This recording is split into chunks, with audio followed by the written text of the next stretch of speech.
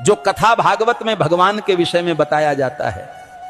मैंने कहा वे झूठ बोलते हैं। अगर कोई इंसान बीमार होता है तो कहां जाएगा बोलो? राम मंदिर जाओगे या अस्पताल जाओगे? कहते हैं गाय का गोबर खाने से कैंसर ठीक होता है, तो बताओ भक्तों, इलाज के लिए विदेश क्यों जाते हो? समझो जरा। ये सब हम लोगों को भगवान के नाम पर गुमराह कर रखा है। और जब यही लोग कहते हैं धन दौलत त्याग कर भगवान की शरण में आ जाओ, और खुद कहीं पर भागवत कहने जाते हैं, लाखों रुपये लेते हैं। ये मायाजाल ही तो है। भगवान की शरण में जाने का मतलब यह थोड़ी है कि अपने शरीर का ध्यान छोड़ दो। जो शरीर भगवान ने दिया है उसकी सेवा भी तो ईश्वर सेवा है। जब बुखार आता है तब राम की जगह दवा ढूंढते हो। जब जीवन भर की परेशानी हो तब बाबा का झूठा गोबर इलाज क्यों बन जाता है? गाय पूज्य है, इसमें कोई दो राय नहीं, पर यह कहना कि गोबर खाने से कैंसर ठीक हो जाएगा, यह विज्ञान नहीं, धोखा है। जो कथावाचक कहते हैं धन दौलत छोड़ दो, भगवान की शरण में आ जाओ, वो खुद लाखों के हवाई सफर करते हैं, एसी पंडाल में रुकते हैं और पाटीदारों से लिफाफा लेते हैं। तो त्याग हमें क्यों सिखाते हो? तपस्या की राह हमें क्यों दिखाते हो, जब खुद तुमने उसका कोई अनुसरण नहीं किया?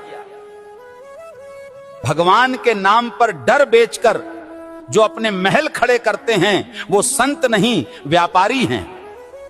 सच्ची भक्ति वो है जो आंखें खोलती है, ना कि आंखें बंद करवाती है। और आखिर में बात सीधी सी है, भगवान अंधविश्वास से नहीं, सच सेवा और विज्ञान से मिलते हैं। सीताराम सीताराम। भविष्य मालिका कहती है जब पाप बढ़ेगा तो समय न्याय करेगा और धर्म की असली परीक्षा शुरू होगी।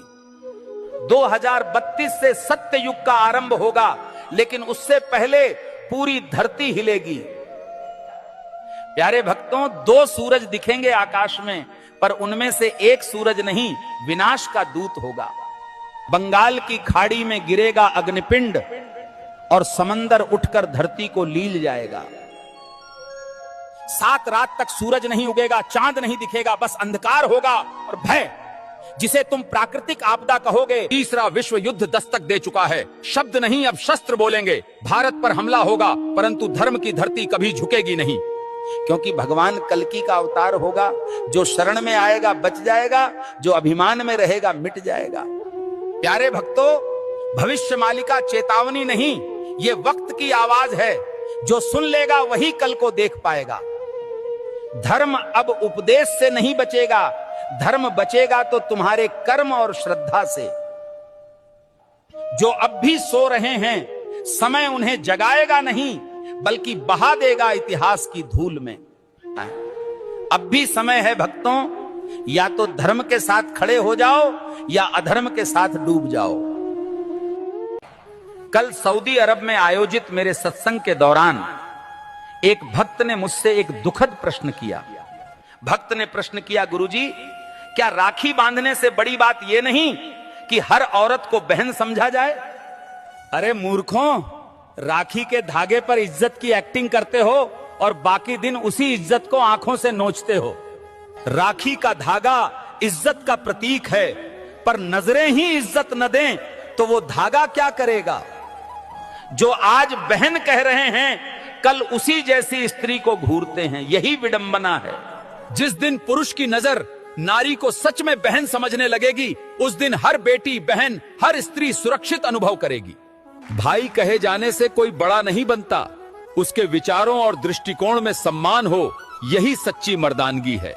राखी की रस्म निभाना सरल है, पर नीयत की सफाई असली परीक्षा है।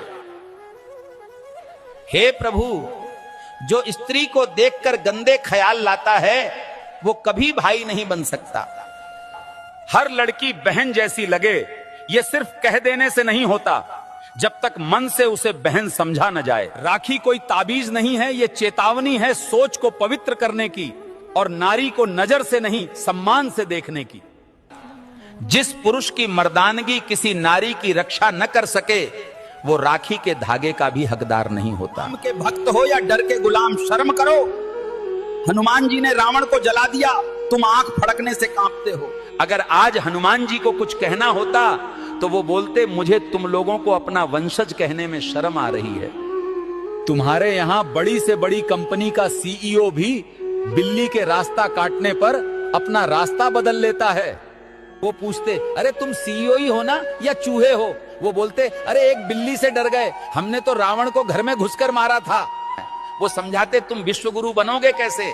150 करोड़ हो लेकिन सभी डरे हुए हो।